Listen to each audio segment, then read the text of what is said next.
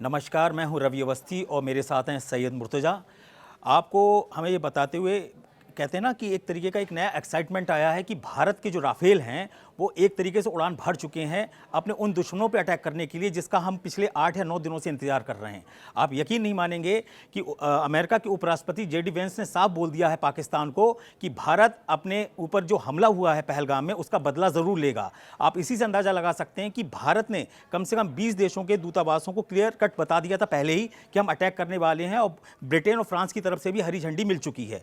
पाकिस्तान में बौखलाहट का मतलब कहते हैं ना आलम यह है कि लगभग 1000 मदरसे जो हैं वो पीओके के आसपास बंद कर दिए गए हैं, हाफिज सईद को छुपा दिया गया है। स्थिति ये हो चुकी है कि उनकी कई कोर जो कई कहते हैं ना 20 डिवीज़न है जो एयरफोर्स की पाकिस्तान की, वो बिल्कुल हाई अलर्ट पे चली गई हैं। मैं मुर्तज़ा से भी पूछूंगा कि भारत ने जो यूपी के शाहजहांपुर में कहते हैं ना कि जो अपनी एक एयर एक्सरसाइज की है जिसमें 15 तरीके के विमान हमने इस्तेमाल किए हैं, जिसमें राफेल को कहते हैं ना हमारा कहते हैं ना मास्टर माइंड के तौर पर पेश किया गया है। पहले आप मुझे ये बताइए कि वहाँ पर जो हमारा राफेल है वो किस तरीके से अटैक करने के लिए उड़ान भर चुका है, जिसके बारे में अब खबरें पुख्ता तौर पर सामने आ रही हैं। देखिए, इंडिया ने अपनी कैपेबिलिटी का मुजाहरा किया है और कैपेबिलिटी ये है कि भारत की एयरफोर्स जो है ना सिर्फ किसी एयरबेस बल्कि किसी हाईवे से भी उड़ान भर सकती है। अब ऐसा ये उत्तर प्रदेश में चौथी ऐसी एयर स्ट्रिप है जो यहाँ पर शाहजहांपुर के पास गंगा एक्सप्रेसवे बनाई गई है। इससे पहले भारत ने जयपुर से एक हाईवे है वहाँ भी इस तरह की एयर स्ट्रिप बनी हुई है। और भारत का अब जोर ये है कि जो भी एक्सप्रेसवे बने वो स्ट्रेटजिक लोकेशन पर जितनी है वहाँ पर अगर वो गुजरता है हाईवे तो वहाँ पर एक एयर स्ट्रिप ज़रूर हो, ताकि जो युद्ध के वक्त अगर दुश्मन जो है वो हमारे मिलिट्री बेसेस को एयर बेसेस पर बमबारी करता है तब ऐसे हालात में ऐसे इमरजेंसी में जो विमान है वो इस तरह के एयर बेस का इस्तेमाल कर सके, वहाँ से ऑपरेट कर सकें। अब यहाँ पर जैगुआर है, इसने उड़ान भरी है, सुखोई है, इसने उड़ान भरी है, मिग-29 है, इसने उड़ान भरी है। तो ये दिखाता है कि भारत की जो एयरफोर्स है उसके हर विमान जो है ऐसी जगह पर ऑपरेट कर सकते हैं, जो बहुत बड़ी बात है। आप पाकिस्तान की बौखलाहट का अंदाजा इसी से लगा सकते हैं कि वहां की मीडिया ये बोलने लगी है कि मोदी जो है वो नेतन्याहू की तरह पाकिस्तान पर हमला कर सकता है। हो सकता है वो पाकिस्तान को गाजा जैसे हालात में पहुंचा दें। आप इसी से अंदाजा लगा सकते हैं कि इस वक्त आईएसआई के चीफ और एनएसए जो हैं वो इस समय हैं असीम मलिक। उनको ये जिम्मेदारी दी गई है कि किसी भी तरीके से पाकिस्तान के जिहादियों को बचाया जाए, किसी भी तरीके से लश्कर को बचाया जाए, जैश ए मोहम्मद को बचाया जाए। और हमास के वो कमांडर जो बताया जा रहा है कि पाकिस्तान और पीओके के आसपास मौजूद हैं, उनको भी छुपाने की कोशिश हो रही है, क्योंकि ऐसी खबरें हैं कि हमास के कुछ 1-2 कमांडर जो हैं वो पीओके और एलओसी के आसपास मौजूद हैं जो इस हमले में शामिल थे। क्योंकि 2 फरवरी को ही एक बहुत बड़ी मीटिंग हुई थी जिसमें हमास के कमांडर, जैश के कमांडर और लश्कर के कमांडर मौजूद थे। इसीलिए इस वक्त मुदरिके और बहावलपुर में सबसे ज़्यादा हालात खराब हैं पाकिस्तान के हिसाब से। उनको लग रहा है कि इंडिया के राफेल या सुखोई में से कोई ना कोई कॉम्बिनेशन मिलकर आएगा और कहते हैं ना पिन पॉइंट अटैक करेगा, ऐसे हथियार इस्तेमाल करेगा जो भीड़ के बीच में से सीना चीरते हुए हाफिज जैसे आतंकियों को मार सकें। आप मुझे यह बताइए कि राफेल को सुखोई पे इतना बड़ा दांव भारत कैसे लगा रहा है? कौन सी ऐसी मिसाइल होगी जो कहते हैं कि बस्ती के बीच में जाकर कहते हैं ना हाफिज जैसे आतंकियों को मार सकती है? देखिए, ये इंडिया के फ्रंट लाइन फाइटर हैं, रफाल और सुखोई, और इन दोनों के पास ऐसे हथियार हैं जिसका तोड़ जो है पाकिस्तान के पास नहीं है। चाहे वो इनकी लॉन्ग रेंज क्रूज मिसाइल हो, ब्रह्मोस मिसाइल सुखोई से दागी जाती है, जो स्काल्प मिसाइल है वो रफाल से दागी जाती है। तो ये फ्रंट लाइन फाइटर हैं, इनका तोड़ पाकिस्तान के पास नहीं है, बिल्कुल नहीं है। अब यह है कि सवाल है कि क्या इनका पाकिस्तान के खिलाफ अभी कोई इस्तेमाल होगा?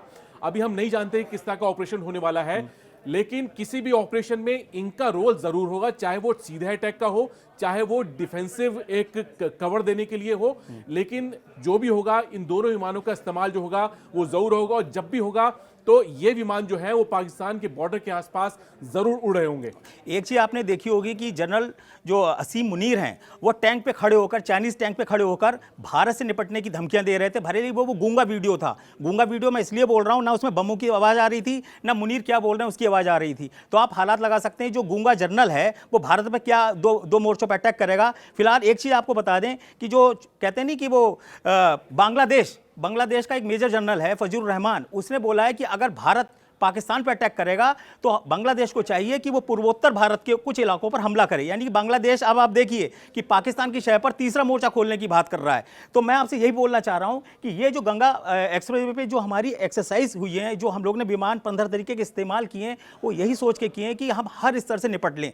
इसीलिए हर चीज को कहते हैं ना, एक सर्जिकल स्ट्राइक से पहले या बड़े हमले से पहले हम वो तैयारी कर रहे हैं जिसके बारे में शायद पाकिस्तान ने या किसी ने भी कल्पना नहीं की थी। इसीलिए अमेरिका ने बोला है कि आप लादेन मॉडल अपनाइए। लादेन को जिस तरीके से अमेरिका ने पाकिस्तान के घुस के मारा था, ठीक उसी तरीके से हाफिज सईद, उसके गुर्गे, सैफुल्लाह जैसे आतंकवादियों को भारत मार सकता है और बहुत जल्द मार सकता है। यह अटैक कभी भी हो सकता है। मैं आपको बता दूं, जो फाइनल ऑर्डर्स हैं वो दिए जा चुके हैं। अब बस हमें रिजल्ट का इंतजार है कि कब खबर आती है कि पाकिस्तान को कैसे उनके आतंकियों के अड्डों को मटिया मेट किया गया है। तो मैं अभी, मुर्तजा कुछ आप बोलना चाहें तो बताएं 30 सेकंड के अंदर, उसको हम फिर खत्म करते हैं। देखिए, इसमें यह है कि जो भारत ने अपनी कैपेबिलिटी दिखाई है गंगा एक्सप्रेसवे पर, अब उत्तर प्रदेश में ऐसे 4 एक्सप्रेसवे बन चुके हैं जिसपे जो विमान है वो उतर सकते हैं, वहां से ऑपरेट कर सकते हैं। अब यहां से लेकर इस जगह उत्तर प्रदेश में जोर क्यों है? अब वो इसलिए है, देखिए कि जो इंडिया का जो सेकंड फ्रंट है, मतलब चीन भी है। अब आप दिल्ली से लेकर आप पश्चिम बंगाल तक जाइए तो यहाँ के इस बीच में कितने एयरबेस हैं? दिल्ली के बाद बरेली, बरेली के बाद लखनऊ भी है, गोरखपुर भी है और इलाहाबाद भी है। लेकिन कुछ बीच में ऐसे पैचेस हैं जहां पर आपका जो गैप है, वहां पर आपके पास फैसिलिटीज होना बहुत जरूरी है। ऐसे में यहां पर एयरबेस बनाए गए हैं। अब देखिए, पाकिस्तान जो है वो कहां से अपने जो सैनिक है वो एलओसी की तरफ मूव कर रहा है। एक है खैबर पख्तूनख्वा और दूसरा है पंजाब। यहां से पाकिस्तान ने अपने जो फौजी हैं वो मूव करने शुरू किए हैं एलओसी की तरफ, पीओके की तरफ और अपने ईस्टर्न बॉर्डर यानी कि पंजाब की तरफ, क्योंकि पाकिस्तान जानता है कि कुछ भी होगा वो इसी थिएटर में होने की संभावना है। और यही वजह है कि उसने अपनी जितनी फाइटर स्क्वाड्रन है वो उसने स्कार्दू में तैनात कर दी है। उसने अपने जितने बड़े जहाज हैं वो उसने सरगोदा के आसपास तैनात किए हुए हैं, क्योंकि उसे बड़ा चैलेंज जो है यही मिलने वाला है, ऐसा आसिम मुनीर को लग रहा है। तभी वो मंगला स्ट्राइक कोर में जो युद्धाभ्यास है वो भी देखने गए और वहां पे उन्होंने चाइनीज टैंक के ऊपर देखे जो भाषण दिया, वो भी चाइनीज टैंक पर गूंगा भाषण जो हम लोगों ने देखा है। मैं बस सिर्फ यहाँ पे समाप्त कर रहा हूँ कि ये पाकिस्तानी मीडिया में आ चुका है कि जिस तरीके से हानिया को मारा गया, जिस तरीके से हसन नसरुल्लाह को मारा गया बेरूत के अंदर, और जिस तरीके से सिनवार को मारा गया गाजा के अंदर, ठीक उसी तरीके से हाफिज सईद को मारा जा सकता है भारतीय स्ट्राइक के अंदर। और इसी के लिए, इसी का खौफ पूरे पाकिस्तान में, पूरी पाकिस्तानी सेना में, आईएसआई में मचा हुआ, खलबली मची हुई है। आप देखिएगा अगले 48 घंटे के अंदर कुछ ना कुछ बड़ा होने वाला है। हम नए अपडेट के साथ सईद मुर्तजा के साथ आपके साथ फिर जुड़ेंगे और फिर आपको बताएंगे कि भारत अपना पराक्रम कैसे दिखा रहा है।